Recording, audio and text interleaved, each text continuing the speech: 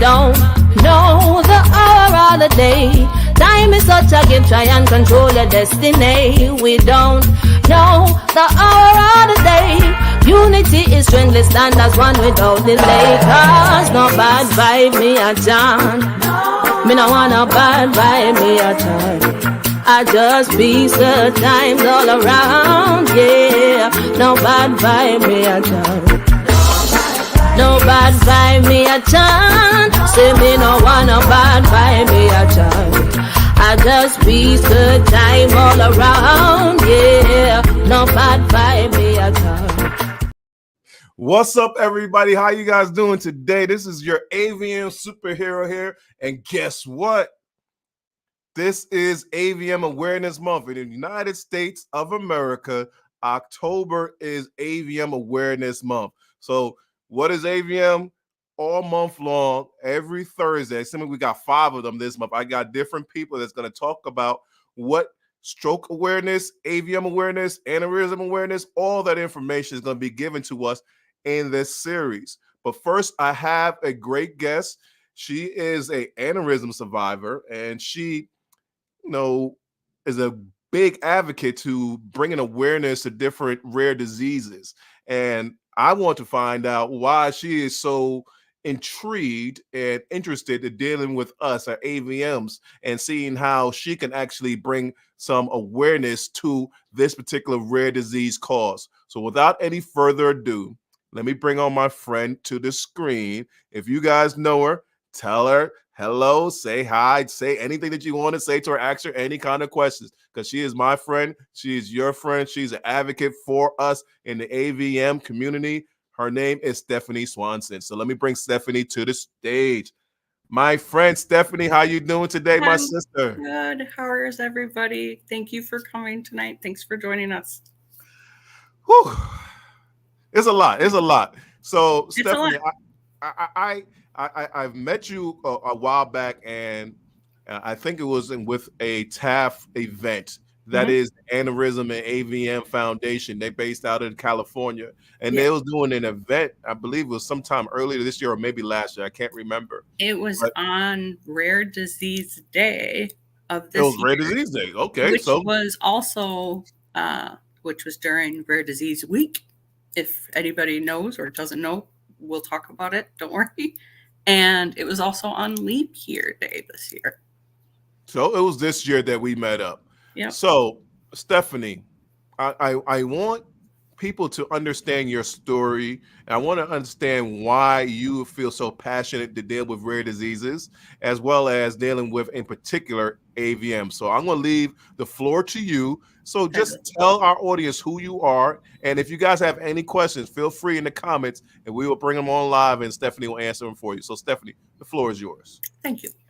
So my name is Stephine Swanson. If anyone saw my promo, I am a Wisconsin resident, born and bred in the Great Cheese State. And 11 years ago, on May 15th of 2013, I had a brain aneurysm rupture that I didn't know exist, unfortunately. I, by the grace of God, had gone into work early that day. Had I not, due to the size and the severity of the rupture, I would not be here today, unfortunately, as 40% of people, only approximately 40% of people who suffer a brain aneurysm rupture and a subarachnoid hemorrhage, as I do, survive. And I had a bad taste in my mouth.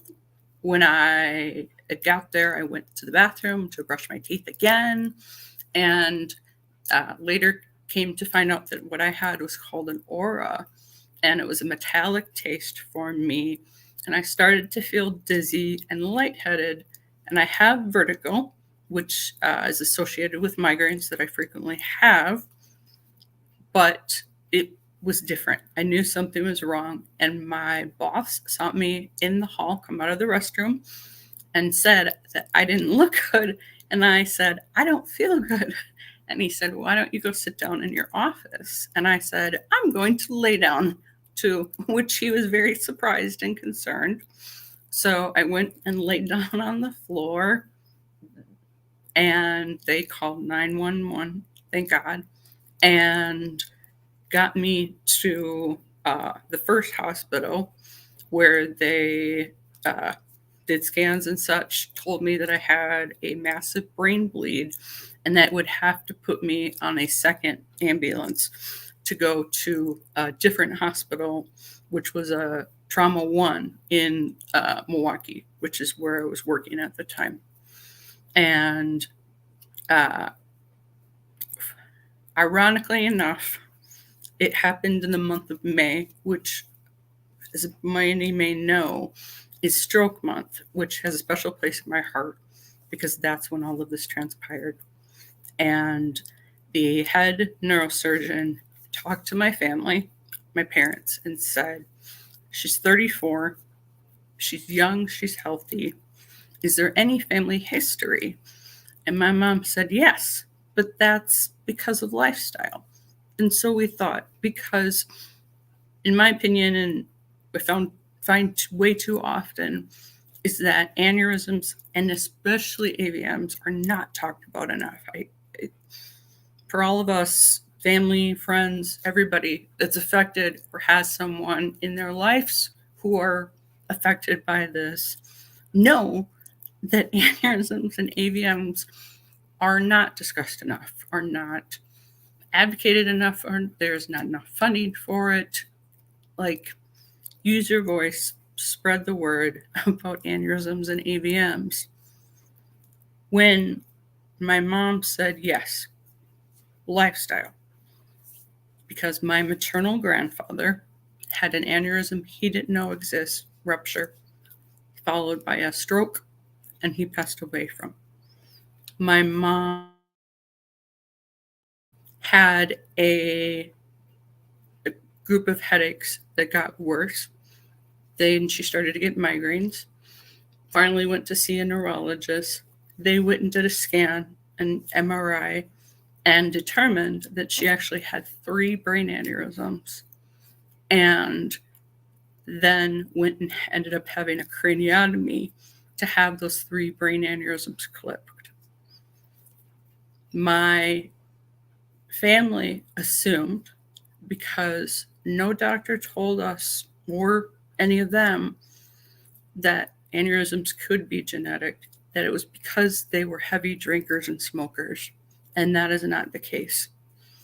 Drinking and smoking can add to the severity and make risk factors for aneurysms and AVMs, but they are not a cause of aneurysms or AVMs. Whoa, you gave me a lot that I didn't even think I was going to get into. So Oh, sorry. no, that's fine. That's fine, because now I'm thinking that, you know, you bring up a very interesting concept. A lot of people don't really understand that it's not necessarily a lifestyle, because a lot of people will come to me and say, you know, I had a stroke. And did you have a stroke because you was smoking, you was drinking, or you was eating bad? I was like, not necessarily. It seemed like for you, in your case, it was hereditary. You know, your grandfather had it, your mother had aneurysms, and then it trickled down. What do you say for people like yourself that had an aneurysm in their brain? Do you recommend that their family members go and get checked to see if they have any aneurysms inside of their heads? I recommend to anyone who has an aneurysm to talk to their doctor about getting scans for the rest of their family. Now, unfortunately, because of the nature of the healthcare, the United States healthcare, at least that we live in, doctors may not be as apt to recommend a scan or say that one is necessary, and insurance sure doesn't want to approve it and pay for it, unfortunately. But if there's 2 or more family members, absolutely you need to get scanned, 100%. And there actually is, if anyone's interested, there is a doctor out of South Carolina, who actually typed up a statement that I can provide to others at a future date. I'm sorry, I don't have it prepared. That can be passed along to your doctor to help get individuals access to whether it be an MRI or a CT. Do you have that in a electronic document type of form? Mhm. Because we could put it as a link in the comments section after this show is actually Absolutely. produced. I would love to. Okay, cool. Go ahead with your. I'm sorry to cut you off, but I found that very important that we had to talk about that. And as we'll continue to talk about it, my family's hereditary gene is very heavy for brain aneurysms, unfortunately. When Dr. Lazaro asked about that in family history, and my mom said yes, and she said grandfather or her father and her sister, he said, stop. You, to my mom, and your other two children, my two sisters, need to get scanned as soon as possible. Also, my mom's 3 remaining brothers and sisters needed to get scanned, and as did my aunt with the 3 aneurysms. Also, her 3 children needed to get scanned. And unbelievably, my then 30-year-old sister, who, in another bit of irony, has a PhD in neuroscience, when she had her MRI or MRA with contrast, they unfortunately found a brain aneurysm as well. So, yeah, because for me, definitely that when I hear that, I had a friend that had an aneurysm. He's the one that actually helped me recognize that I had an aneurysm as well, because he told me the story of how it felt. And so happened that my sister had a child with his cousin. So that means my nieces and nephews, they have it double. They got it from my side, and they got it also from the father's side. So I highly recommend it for them to actually get checked. Did they get checked? I don't know. So that's the next question I have to ask you. And now, how can you make people really understand the severity of this? Because a lot of times they'll be like, well, it happened to you. And the rare community always saying it's rare until it happens to you, right? So how can we say to someone that's out there that they need to make sure they get checked if this is happening within their family? Because with brain aneurysms, 1 in every 50 people have a brain aneurysm. And a friend of mine asked me that recently. What is the aha moment for when you talk to people? Because as anyone who personally knows me knows that I will talk to everybody and their brother about brain aneurysms and AVMs, because they aren't talked about enough, and it is so important. 1 in 50 people, everyone from home watching right now or watching at a future date, knows someone with a brain aneurysm. Whether you know it or not, you know 50 people in your life, directly or indirectly. You go into the grocery store, there's a few people in the grocery store that have a brain aneurysm. And I don't say that to scare people. I do, but I don't. And I do. I want to scare people because I really want people to understand it. Because Stephanie, you put on a good face. I put on a good face. But this life after having a brain bleed is not pleasant. If we could have prevented it, we would have. So we don't want you to go through this. This is like something that you wouldn't wish on your worst enemy. No. Like I said, we look great, but it doesn't mean that we don't have our struggles each and every day. Like Stephanie says, she has migraines, vertigo. I have the same issues too. This is something that we do not want anybody to go through. And if you just get tested and it finds out that you're clear, fine. If it's not, then you have to get something done. Some people that say, I have these massive migraines. I don't know what's wrong. Nobody knows. have you had a CAT scan yet to see if anything's going on in your head? And Has if your anything doctor been done? says, yeah, because, and I, as I might have heard somewhere in the past, if you go in and ask for, you say that you want to get a scan and you're that worried about it, say that you fell and you hit your head. I'm not a doctor. I am not giving medical advice. I'm just giving a potential strategy of a way to get a scan. And the thing is, Stephanie, you know, I don't know if it happened for you, but I know when I told my family, and a lot of family members went and told their doctors, insurance automatically picked that up because they was like, oh, there's a possibility that this person might have an aneurysm because someone in their family had it. So it wasn't something they had to just figure out and get some kind of a prescription or a subscription to actually get this done. They actually got it done because I was the catalyst. Go ahead. I'm sorry. Now, so but we went a little bit deep, but I want to bring back. I'm very curious, Stephanie, because I know you're playing a little bit coy right now, but I'm gonna bring you out of that little coyness right now. I want you to tell us exactly why, because this is AVM Awareness Month. Let's talk about that. Why did you choose to talk about AVM awareness? Because you had an aneurysm. Yep. And that's a little bit different than the AVM. So why did you choose AVM, and what do you do in your home state of Wisconsin to make people more aware of AVMs? And tell us what AVM is actually.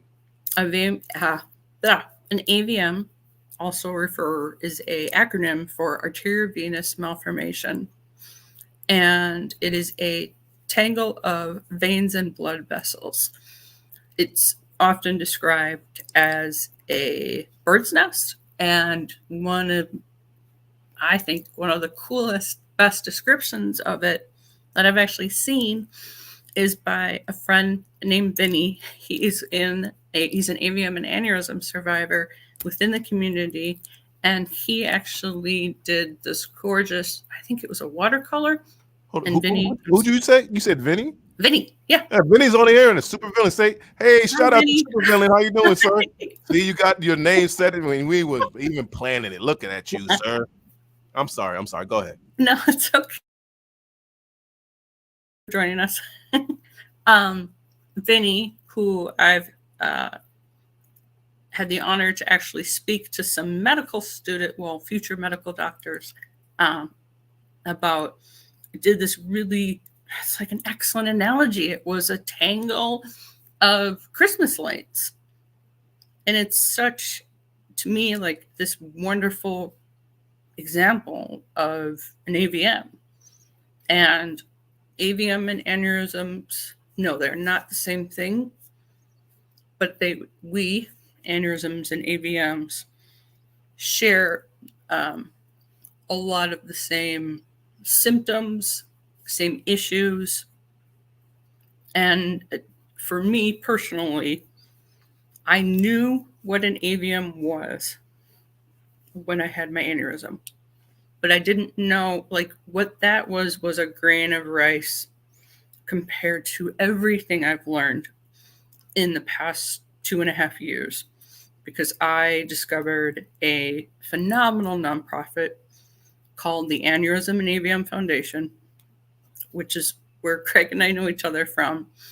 And they are the leading AVM non-for-profit go-to place, go-to people, the best. I cannot say that enough. In not only the United States, but in the world. They are wonderful. Okay. And so you found them, and you wanted to be a part of this organization, and you doing something within your state. What are you actually doing within your state to bring this actual awareness about? Can you talk about that? Yep, definitely. So with AVM is a rare disease. Rare disease is 100 in 200,000 or less. So while aneurysms themselves are not rare, AVMs absolutely are.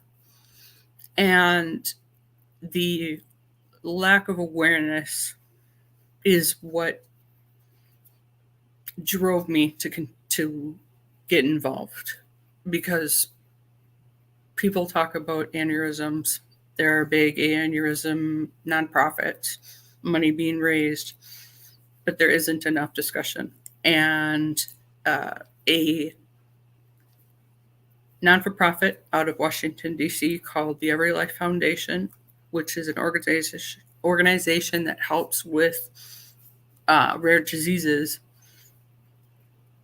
put together the first state in the state of Wisconsin Rare Disease Day in May of last year. And it so happened to be in May, which is Stroke Month, as I said previously. And it was also the week of my 10-year anniversary. So I was contacted and I had the opportunity to go to Madison, which is the capital in Wisconsin, and speak to lawmakers, senators, congressmen, representatives about rare diseases as a whole, but especially to AVMs. Okay. I'm so proud of you that you actually do this, and thank you so much for taking up our mantle. You know, it's hard enough to be a brain aneurysm survivor, go through your day in and day out, and then doing advocacy even for a rare disease that probably hits home to you, but you didn't actually have. So I really thank you for actually doing this. We got some questions out here, so I want to bring these questions out so you can actually address them. Definitely. So give me a second so I can bring them up on the screen, and I'll have you dive into it. Here's our first question. This is from Marcia McDonald. I had a real scare myself. My son found me face down, but up unconscious. My mother had an AVM. Wow. Okay. I'm sorry to hear that, Marcia. How are you feeling now? Please put in the comments, how are you now and any deficits that you have from this AVM? And was it the first time that you ever heard of what it called an AVM? But you said your mother had it, so you pretty much knew what this was all about. Okay. We were waiting for you to tell us what you have been through and also, how you're doing now. I have another one from Benjamin Dean. If I'm Dean, I don't want to butcher your name. His name is Dean. Okay. I didn't want to butcher it, so I want to make sure I said it right. Here's his question. How can we raise awareness to our lawmakers on the importance to support AVM and aneurysm awareness? Great question.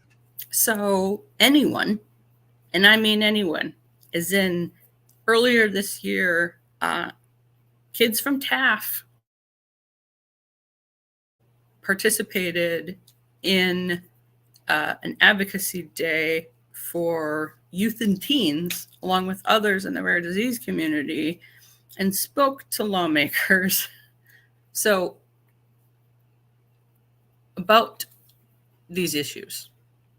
And if these kids can speak to lawmakers, congressmen, senators, we can. And you can find who your representative is by going to congress.gov, and you can type in, I believe it's your zip code, and it'll show you what district you're in and who the person is. You can send an email to that person. You can write a letter. You can even set up an appointment with them, depending on where they are. And if you do so in where they're based out of, in the capital, is in the state capital, or in the capital is in DC. Anyone can. Stephanie, you're saying great stuff, and I need you to let people know. I shouldn't say I need you. We can just say this right now. People, you have to understand. You have survived a AVM, aneurysm, and people are very curious about it. And the medical teams, they know about it, they deal with it, but they don't know the ins and outs, the day ins and day outs of a patient that's actually going through it. So you have something that they need to hear. So I know for myself, I've been going to my different congressmen, I've been going to different county executives, and I just speak to them. and they really tear you down and say, no, you cannot talk to us. No, we cannot deal with you. You just have to be able to get up, have enough courage, and speak. And like Stephanie said, there is people out there that will support you, such as Tav. You know, Dina Chun. I don't know if you guys know her. I know Stephanie knows it, and I know her, but she'll go heads over heels to try to help you to make you more, I guess, visible within your legislators. So all you have to do is seek out your legislators, seek out your county executives, your mayors, seek out TAV, and they will help you out to get you to the place that you want to be so we can bring in more awareness. So I do this, Stephanie do this. There's other people that's doing this. I know Maddie is doing this. Maddie, yes. Vinny does this. Vinny's doing this. There's Tani's doing this. There's so many people in the United States and all over the world that's doing this. So the more people that do it, like I don't have a monopoly on this. Stephanie doesn't have a monopoly on this. We want you to get out there and be an advocate as well. Absolutely. Am I right, Stephanie? Yes. Like use your voice. And when we speak about like deficits, I have a headache every single day. I suffer at least 5 migraines a week. I honestly, Greg knows, I have a migraine right now. Am I doing really well? Yeah, because earlier today I was throwing up, to be bluntly honest. And I'm like, how am I going to get through this? I asked my family and friends for prayers. Like my sight was going, and I'm like, but the show, like I'm going on. I don't care if I have to have like a garbage bag next to me. I'm going to talk because I can use my voice. I had speech therapy. Well, this is my bad joke. Great joke. Go ahead. No. Go, please. I love it. I love it. Keep on going. I'm just ecstatic. When I had my second stroke, because of course I had 2 strokes, aneurysm ruptured, first stroke, subarachnoid hemorrhage. 10 days later, I had a very bad stroke that left me completely paralyzed in the left hand, or my left side of my body at the time. The doctors told me that I was never going to use that left side again, and I wasn't going to walk, all this stuff. I told them to not tell me what I was going to do or not do. I chose some words, and I don't think I've actually used any of those words, so I'm going to like give myself a pat on the back for not swearing tonight so far. But and I demanded all the therapies the following day. Physical therapy, occupational therapy, speech therapy. A friend of mine came to visit and said, Stephanie, I don't understand why you have to have speech therapy. You never stop talking. If anything, you talk more than you did before. It's like, because that's more things. Like that was a training moment for that. I'm sorry, I'm laughing in the background. No, it's fine.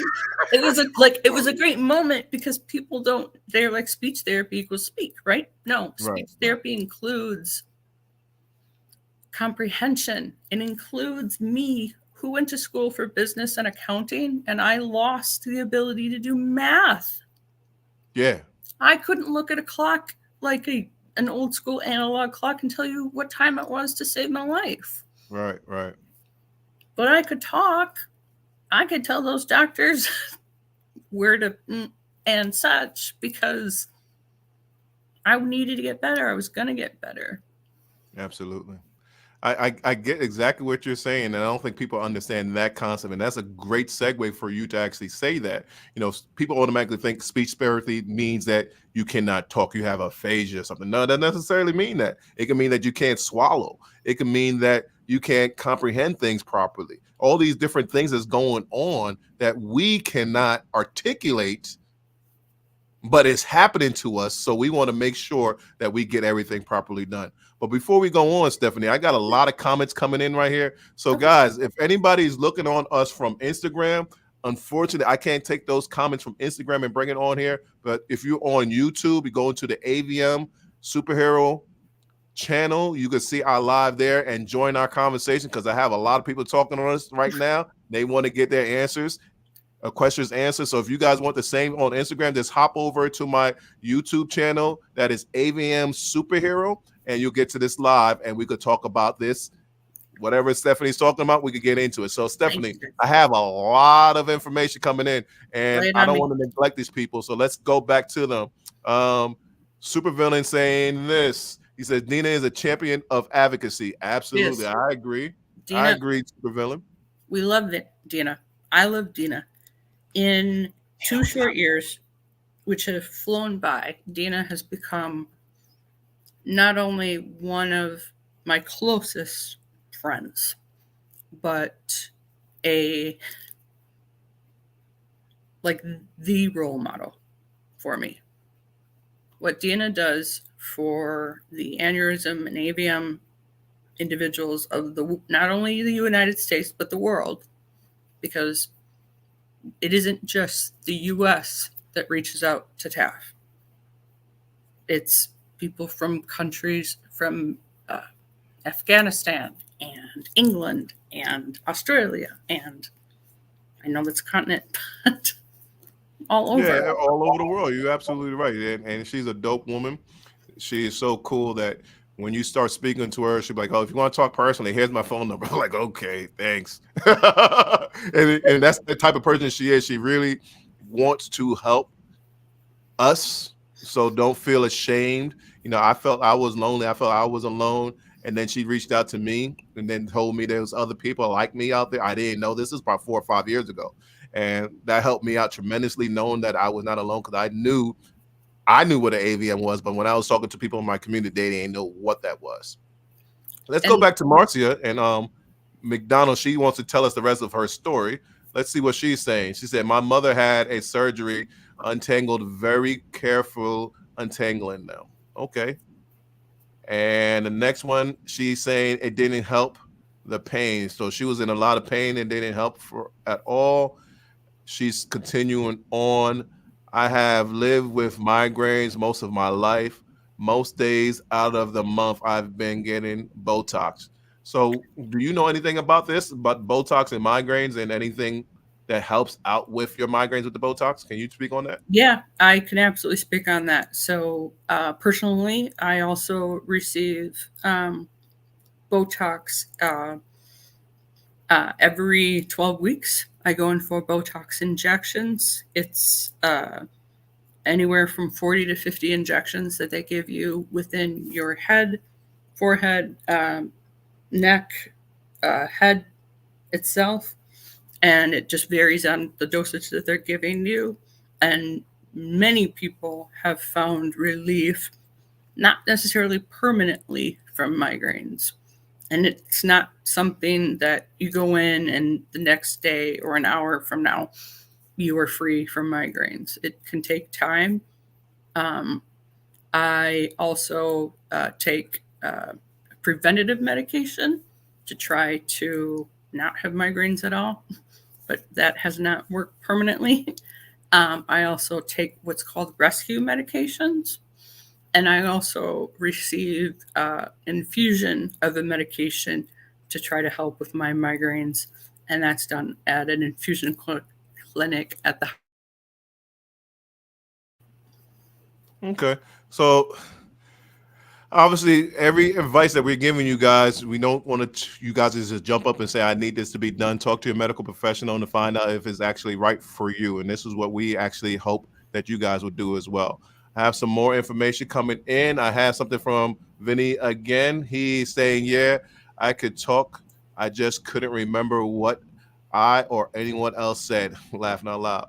So let me ask you both questions. And Vinny or anybody else in the audience, can you please respond to this? Stephanie, do you have a problem with time? And what I mean by that is that time passes you by, like a week, a month, and everybody else has adjusted and changed whatever with the times, but you're still stuck and you didn't realize that time has passed you by. That happens to me a lot. Does that happen to you?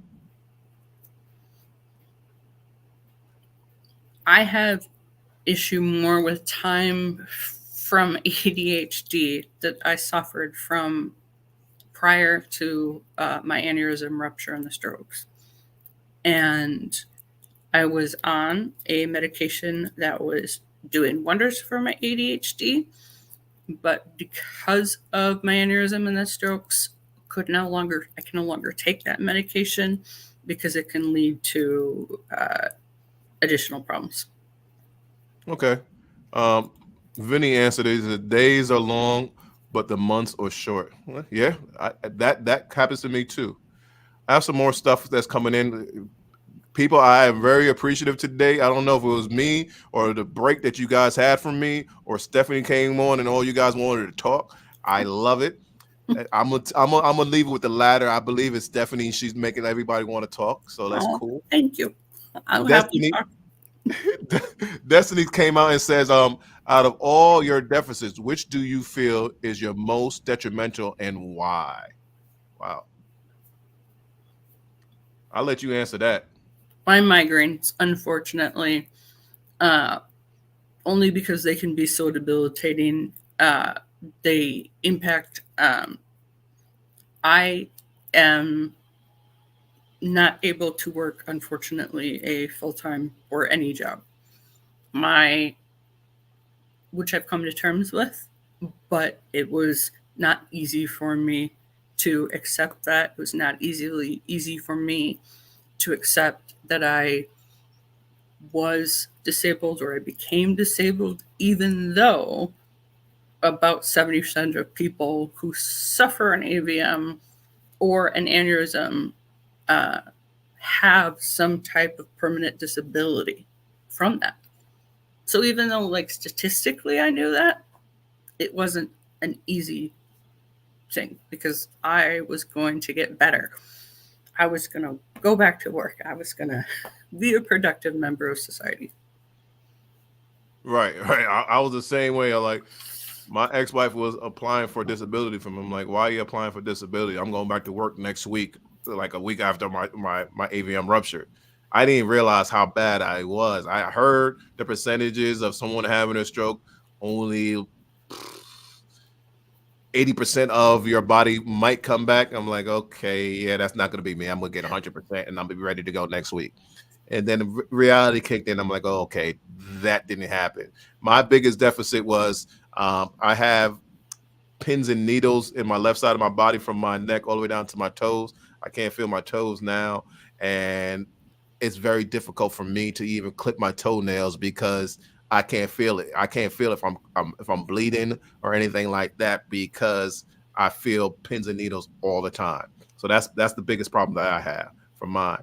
Go ahead. I also cannot feel my left side at all. I got it back, but I can't feel it. So my family and friends are like, "What did you do?" Because I'll have twins. A bruise. We're twins. We're twins. Yeah, that's exactly. We have bruises. Like, what did you do? I don't know. Something happened. Maybe. I don't know. No, my family and anybody, my family and friends know I had the worst time. To be bluntly honest, like, my mom's at home right now saying, "Don't say it, Stephanie." I would not necessarily pull my pants up all the way on the left side. Hey, you were sagging. Hey, I get it. But but we can laugh about it, but it's our reality, everybody. And that's the thing that people probably do not really understand. They see us putting a great face. They see us looking good, like you doing your advocacy in your state. They see me doing this show, but they don't realize how difficult it is to be a great actor, to act like these things doesn't bother us, but it's bothering us bad. We just try to put in a good face. Like you said, you have migraines. You by hell or high water, you're going to do this show because it was so important to you. even whatever your deficit is, hey, you have to get this message out, especially in this particular month of AVM Awareness. Let's keep on going. We got some more stuff here.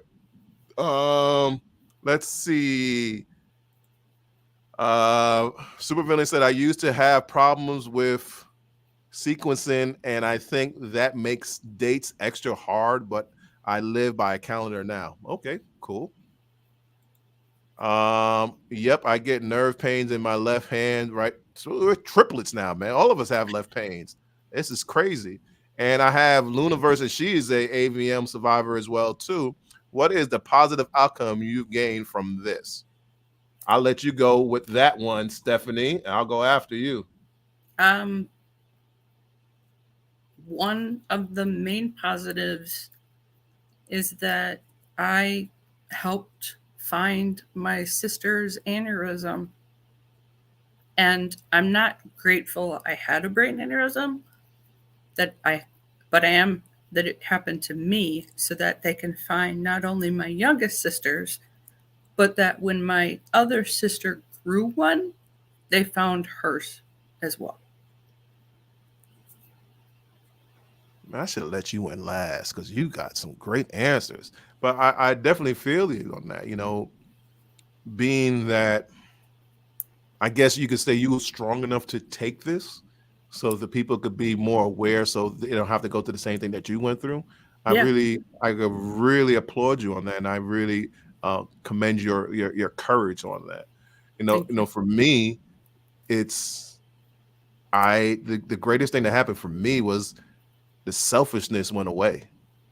I stopped thinking that I was the God's gift to this earth and started giving myself back to the earth by doing donations, doing this show, and just bringing awareness. You know, that's the greatest thrill that I got off of this. Just knowing that I'm helping other people and help the people that was in a bad situation, depression, contemplating death, and they talk with me and they're like, you know what, I can move forward. So that was one of the greatest thing that happened for me from this. Let's keep on going. I guess we got a lot of comments tonight.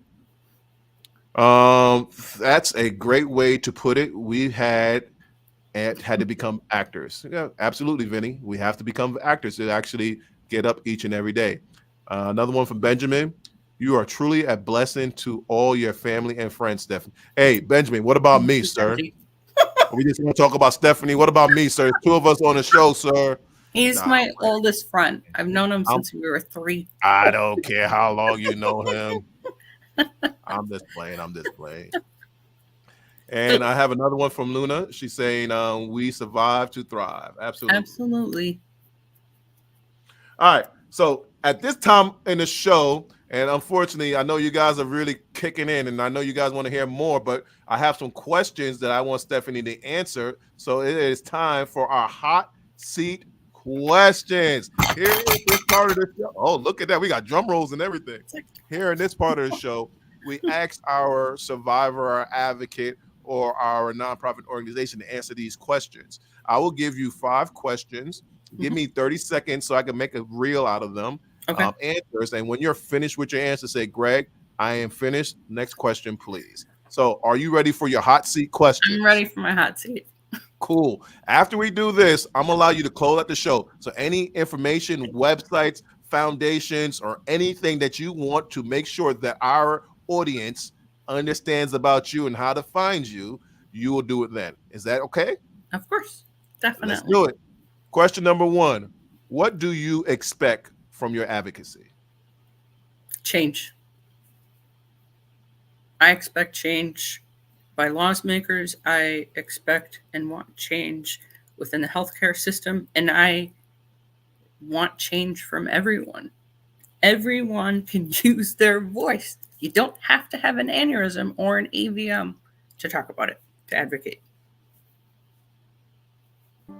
Greg, I'm done. Okay, you ready for your next question? Okay. I'm ready for you didn't tell me nothing. You didn't prompt me, but I felt that you were ready to go to the next one. It's okay. Question number 2. What is one thing you want people to know about AVMs? I want people to know that it can happen to anyone, any age, any gender, as aneurysms can, but especially children, to the extent that hemorrhagic strokes make up 50% of strokes in for kids. Greg, she's ready for the next question, everybody. It's okay. Question number 3. Here you go, Stephanie. Where can an AVM survivor go for help? Every AVM survivor, family member, friends, staff, please reach out. The Aneurysm and AVM Foundation. Greg, I'm ready for my next question. So that is www.halfonline.org. Oh, I'm so sorry. Half online. Okay, everybody. So check them out. They will be there. They'll answer your questions. Or if you want to make sure that you really get a close and personal talk with them, just contact myself or contact Stephanie. We will get you in touch with them instantly and they will respond quickly. Yes. All right. Question number 4. What misconceptions do people have of AVM survivor?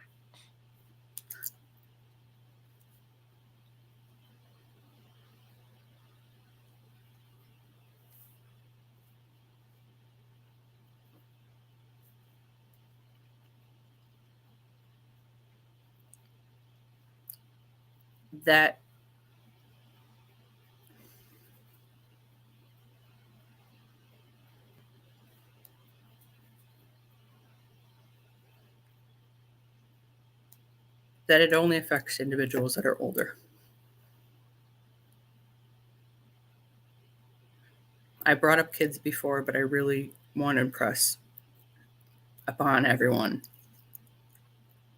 that generally, or that individuals are born with AVMs, and that if scans were done within the first 24 months, that AVMs would not be the problem they are today.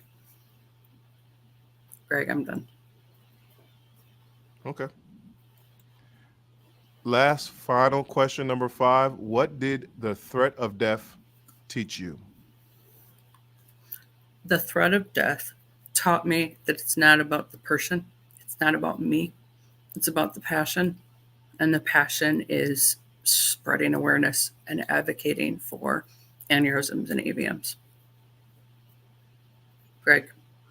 Stephanie, you're off the hot seat. So no more hot seat questions. I thank you so much. And now I'm going to turn the show over to you. So any website, any foundation, or any way that we can get in contact with you, or any message that you want to leave for us, please close out the show. And I just want to let everybody know every Thursday night in the month of October at 8 p.m. Eastern Standard Time, we will be having another guest speaking about AVMs. So bring awareness. Make sure that you're aware. Make sure you tell people what AVMs are all about. It is rare. Only 1% of the world's population have it, but doesn't mean that you don't know anybody that has it. As you see, you speaking with somebody right now that has it, and Stephanie is a warrior for us, and she's telling us what we can do to make sure that people like myself, like yourself, be heard. So, Stephanie, I appreciate you. I thank you so much for coming on the show. And I'm going to allow you to close out the show. I am gone. AVM Superhero out. Thank you, Greg. So I want to, if anybody can see from home, so with TAF, it's only rare until it happens to you, is one of our many sayings. AVM is a rare disease. There are over 10,000 known rare diseases in the United States, in the world, and AVM is our one. But you are not alone. We stand together. Please contact the Aneurysm and AVM Foundation. You can talk to Dina. We're online.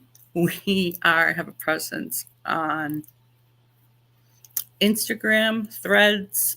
I don't remember if we're on X. Sorry, Dina, you're probably watching right now. If you have any questions, if you have any concerns, if you want to talk or need to cry, anything, please feel free to reach out to us. I'm on Instagram at Clipped and Coiled for my platinum coil in my brain, and for my clip from when I had my craniotomy. In addition, if you're looking for ways to get more into advocacy, there's the organization that I brought up before, RDLA, also known as Every Life Foundation. I also would love for each and every one of you. This month, as you know, AVM Awareness Month. Last month was Brain Aneurysm Awareness Month. TAF, the organization we've talked, we are fundraising right now. We just had our 19th annual walk this past weekend in San Francisco. That's where we started from. Last year, we gave over $100,000 in funding for aneurysms and AVM and hemorrhagic stroke conditions to individuals looking into ways to treat it, cure it. And we are continuing the fundraising until the end of October. And we would greatly appreciate it if you went to our webpage and made a donation. $1, $5, $1,000. I know it's a lot. Whatever you can afford is greatly, greatly appreciated and will be put to excellent use. TAF also hosts a support group once a month.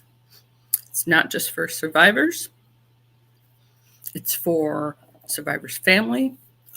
We have individuals who have lost family members that attend support group.